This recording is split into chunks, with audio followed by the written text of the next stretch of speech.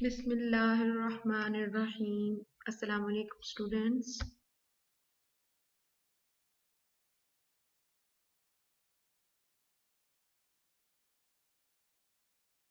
جی پیارے بچوں، امید کرتی ہوں کہ آپ بالکل خیریت سے ہوں گے۔ آج ہم اس ویڈیو میں چھٹی جماعت کے لیے اردو میں حصہ نظم کا مطالعہ کرنے جا رہے ہیں۔ آج کا ہمارا عنوان ہے رحمت ہے وہ سراپا، سبق نمبر 4۔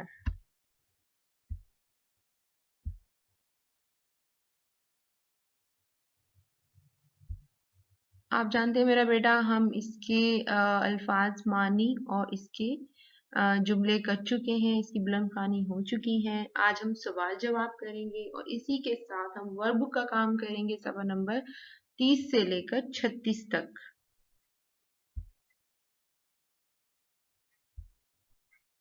سوالات کے جوابات۔ پیارے نبی کے ارشادات کیا کہلاتے ہیں؟ پیارے نبی کے ارشادات احادیث کہلاتے ہیں۔ آپ صلی اللہ علیہ وسلم نے جو بھی ارشاد فرمایا اور ان پر عمل پیرا ہونا ہم پر فرض ہے۔ رسول اللہ کے بتائے ہوئے طریقوں پر عمل پیرا ہو کر ہم دنیا میں بھی کامیاب ہو سکتے ہیں اور آخرت میں بھی۔ آپ صلی اللہ علیہ وسلم کی زندگی ہمارے لیے بہترین نمونہ ہے۔ سوال نمبر 2، شاعر کے خیال میں سب مشکلات کا حل کیا ہے؟ شاعر کے خیال میں سب مشکلات کا حل دینی نظام ہے۔ اگر ہم ان راستوں پر چلیں جو نبی کریم صلی اللہ علیہ وسلم نے ہمارے لیے چنے تو ہمیں کوئی بھی مشکل پیش نہ آئے۔ ہماری زندگی میں مشکلات تب آتی ہیں جب ہم دینی نظام پر عمل نہیں کرتے۔ آپ رضی اللہ تعالیٰ عنہ کا لقب زہرا اس لیے ہے کہ آپ کا چہرہ بہت سفید تھا جس سے نور ٹپکتا تھا۔ شکل و صورت اور عادات اور اطوار میں آپ رضی اللہ تعالیٰ اپنے والد محترم سے بے حد مشابہ تھیں۔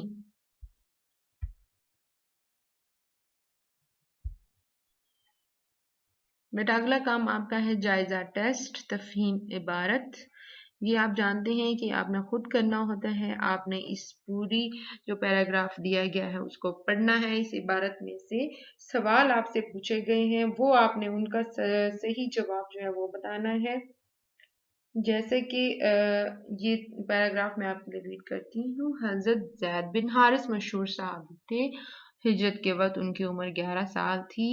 چونکہ وہ چھوٹے تھے اس لیے رسول اکرم صلی اللہ علیہ وسلم نے انہیں اجازت نہ دی۔ اس کے بعد احد کی لڑائی میں جانے کی اجازت چاہی لیکن نہ ملی۔ جب بڑے ہو گئے تو تبوک کی لڑائی میں شریک ہوئے۔ اب سوال آپ کے پاس ہے، زید بن حارث کون تھے؟ بہت ایزی اور بہت ہی سمپل سے کوشچن ہے جس کا آنسر بھی سب سے پہلے دیا گیا ہے۔ حضرت زید بن حارث مشہور صحابی تھے۔ ہجرت کے بعد حضرت زید بن حارث کی عمر کتنی تھی؟ ہجرت کے بعد ان کی عمر 11 سال تھی۔ رسول اکرم صلی اللہ علیہ وسلم نے حضرت زید بن حارث کو اجازت کیوں نہ دی؟ چونکہ وہ چھوٹے تھے اس لیے رسول اللہ صلی اللہ علیہ وسلم نے اجازت نہ دی۔ کیا حضرت زید بن حارث احد کی لڑائی میں شریک ہوئے؟ نہیں، احد کی لڑائی میں بھی جانے کی اجازت نہیں ملی۔ کیا حضرت زید بن حارث تبوک کی لڑائی میں شریک ہوئے؟ جی، جب وہ بڑے ہو گئے تو تبوک کی لڑائی میں شرکت ہونے کی اجازت مل گئی اور وہ تبوک کی لڑائی میں شریک ہوئے۔ یہ آپ نے اپنی ورک بک کے کام بیٹا لکھنا ہے۔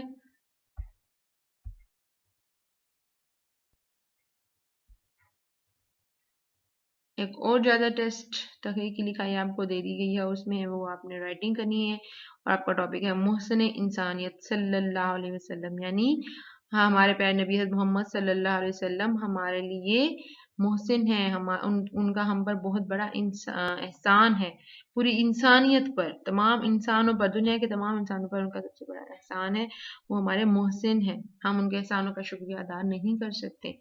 بیٹا یہ آپ نے خود سے ہی لکھنا ہوتا ہے، لیکن اس میں جو کی پوائنٹس ہیں، کچھ امپورٹنٹ اہم پوائنٹس ہوتے ہیں، وہ میں آپ کو یہاں پر بتا دیتی ہوں۔ اس کو ذہن میں رکھتے ہوئے آپ نے اس کی جو ہے تخلیقی لکھائی کرنی ہے۔ سب سے پہلے آپ انبیاء کی آمد کے بارے میں لکھیے کہ اس دنیا میں حضرت آدم علیہ السلام سے لے کر پیارے نبی پاک تک بہت سے انبیاء اس دنیا میں تشریف لائے اور ان کا کام کیا تھا۔ اصل میں ہر دور میں جب انسان اس دنیا میں آئے تو اللہ تعالیٰ نے ان کو ان کی رہنمائی کے لیے اور ان کو سیدھا رستہ دکھانے کے لیے نبی بھیجے۔ حضرت آدم علیہ السلام آیا، حضرت موسیٰ، حضرت عیسیٰ، حضرت ابراہیم، اسی طرح سے حضرت یعقوب، حضرت یوسف علیہ السلام، بہت سے نبی جو ہیں، 1,24,000 نبی اس دنیا میں آئے، اور ان کا کام تھا کہ وہ لوگوں کو سیدھا راستہ دکھائیں، ہدایت کا راستہ دکھائیں۔ اسی طرح سے جو نبی آخر الزماں ہے، وہ ہمارے پیارے نبی حضرت محمد صلی اللہ علیہ وسلم ہے، وہ بھی اس دنیا میں آخر میں تشریف لائے، اور وہ آخری ہیں، ان کے بعد کوئی نبی نہیں آئے گا۔ ان کے آنے کے بعد اللہ تعالیٰ نے نبوت کا جو سلسلہ ہے وہ ختم کر دیا ہے۔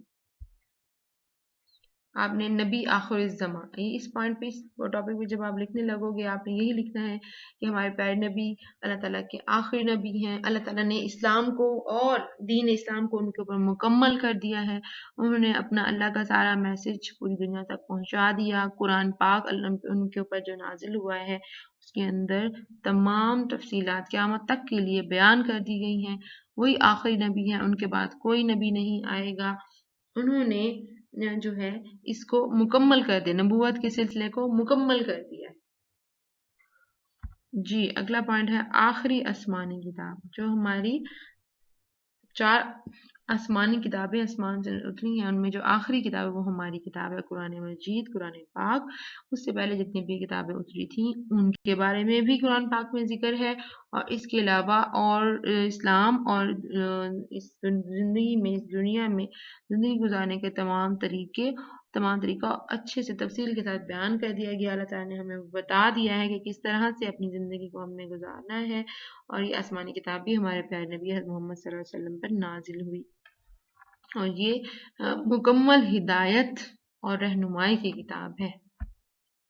اسی طرح سے ہمارے پیارے نبی پاک نے ہمیں جہالت اور گمراہی سے بچایا ہے، انہوں نے جہالت اور گمراہی کا خاتمہ کر دیا۔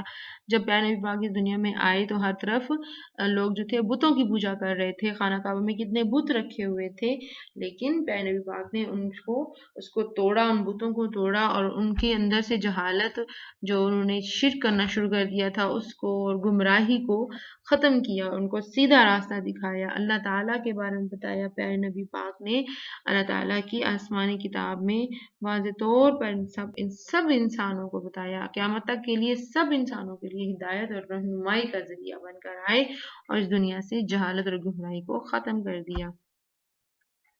تمام عالم میں اشاعت اسلام، پیارے نبی پاک نے جب انہوں نے اسلام کی دعوت دی، اس وقت صرف سٹارٹ تو کفار مکہ سے کیا، لیکن پھر وہ مدینہ ہجرت کر کے تشریف لے گئے، مدینہ میں انہوں نے تمام لوگوں نے اسلام قبول کیا، پھر وہ واپس آئے، مکہ میں انہوں نے مکہ فتح کیا، اور جب انہوں نے آخری خطبہ دیا تو 1,24,000 صحابہ کرام بھی تھے اس وقت وہاں پر موجود تھے، اور اس کے بعد انہوں نے دنیا کے اندر جتنے بھی ممالک تھے، بادشاہ تھے، ان سب کو خطوط لکھے، اسلام کا میسج بھیجا، اسلام کا پیغام دیا، اور ان کی ہی وجہ سے تمام عالم میں اسلام پھیلا، اور اب ان کو 14 صدیاں گزر چکی ہیں، لیکن اس کے باوجود اسلام کا بول بالا، اسلام جو ہے وہ پھیل رہا ہے، اللہ تعالیٰ کی تعلیمات جو ہیں وہ پوری دنیا میں پھیل رہی ہیں، اور قیامت تک کے لیے پیارے نبی پاک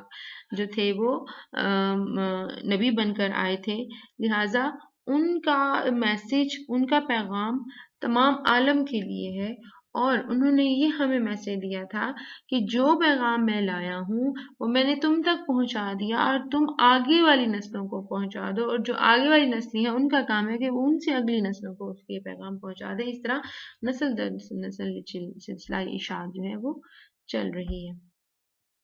واقعہ معراج، یہ ہمارے پیارے نبی پاک کا معجزہ تھا کہ اللہ تعالیٰ نے ان کو ایک رات میں آسمان پر بلایا، جس میں ان کے 7واں آسمان کی سیر کروائی، اور اس کے علاوہ جنت دوزخ کا نظارہ کروایا، اور اللہ تعالیٰ نے ان سے ملاقات بھی کی، اور اس ملاقات میں اللہ تعالیٰ نے ان کو ایک تحفہ دیا، وہ تھا نماز کا تحفہ ہمارے پیارے نبی پاک کو ملا، اور یہ واقعہ معراج بھی بہت اہمیت کا حامل ہے۔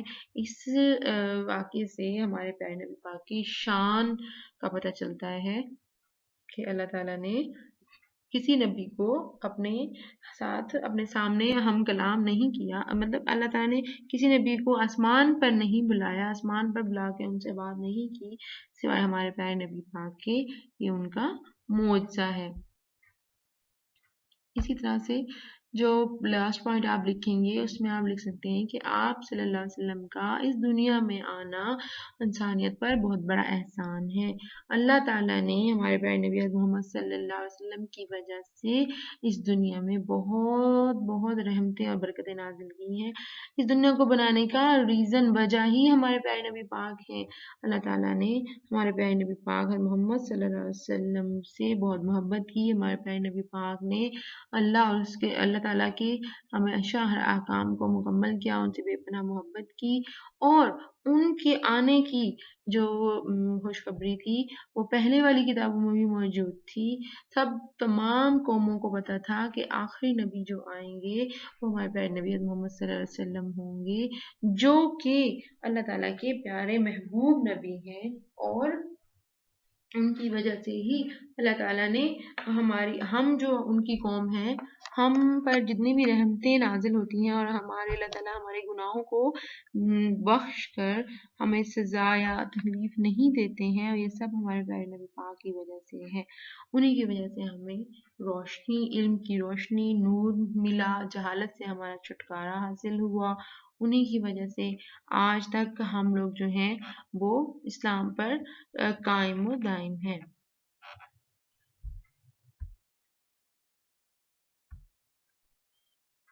اگلا جائزہ ٹیسٹ ہے بیٹا آپ کا تفہیم عبارت۔ دنیا کی تقریباً ہر قوم میں ملاقات کے وقت خلوص اور محبت کے اظہار کے لیے خیر مقدمی الفاظ کہنے کا رواج پرانے زمانے سے آج تک چلا آ رہا ہے۔ یعنی ہر قوم جو ہے ہر قوم میں یہ ہوتا ہے کہ جب وہ ملتے ہیں، ملاقات کرتے ہیں، تو ان میں ملاقات کے وہ خلوص اور محبت کا اظہار کرتے ہیں، اور اظہار کرنے کا طریقہ یہ ہے کہ کچھ الفاظ بولے جاتے ہیں۔ اسلام سے پہلے عرب کے لوگ ملاقات کے وقت عام طور پر 2 قسم کے استقبالیہ کلمات کہتے تھے: تمہاری آنکھیں ٹھنڈی ہوں یا تمہاری صبح خوشگوار ہو۔ یہ کون کہتے تھے؟ عرب کے لوگ کہتے تھے۔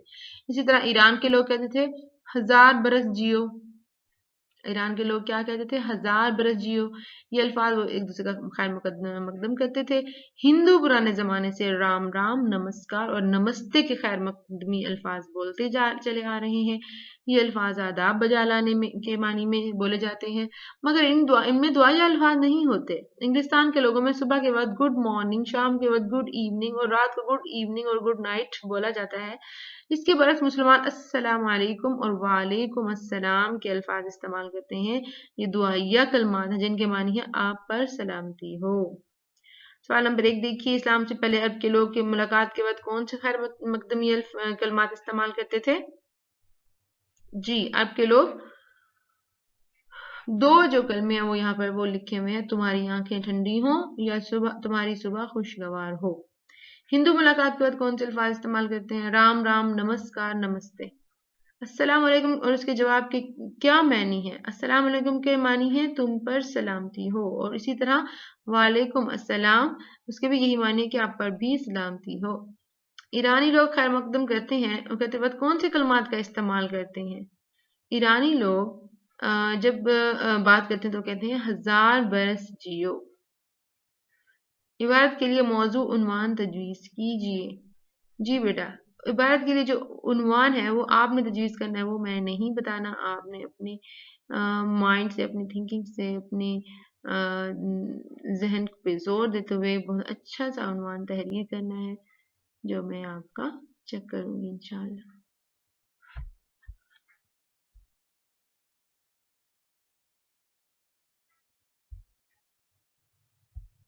گھر کا کام آپ کا بیٹا یہ ہے، سوال جواب آپ نوٹ بک پہ تحریر کریں گے، اور اسی طرح جو ورک بک کا کام کروایا گیا ہے وہ آپ نے ورک بک پر کرنا ہے، لکھنا بھی ہے اور یاد بھی کرنا ہے۔ جو کام ورک بک ہے وہ ورک بک میں لکھیں، جو نوٹ بک ہے وہ نوٹ بک میں لکھیں اور اس کو یاد کریں۔ جی، اپنا بہت خیال رکھتے ہوئے بیٹا اپنے وقت کو ضائع نہ کیجیے۔ رمضان کی برکتوں کو بھی حاصل کیجیے، روزے رکھیے، نماز پڑھیے، اور اس کے ساتھ افطاری اور سحر دونوں کی جو رحمتیں اور برکتیں ہیں وہ حاصل کیجیے۔ اور اپنے اساتذہ کو بھی اپنی دعاؤں میں یاد رکھیے. Goodbye and good look.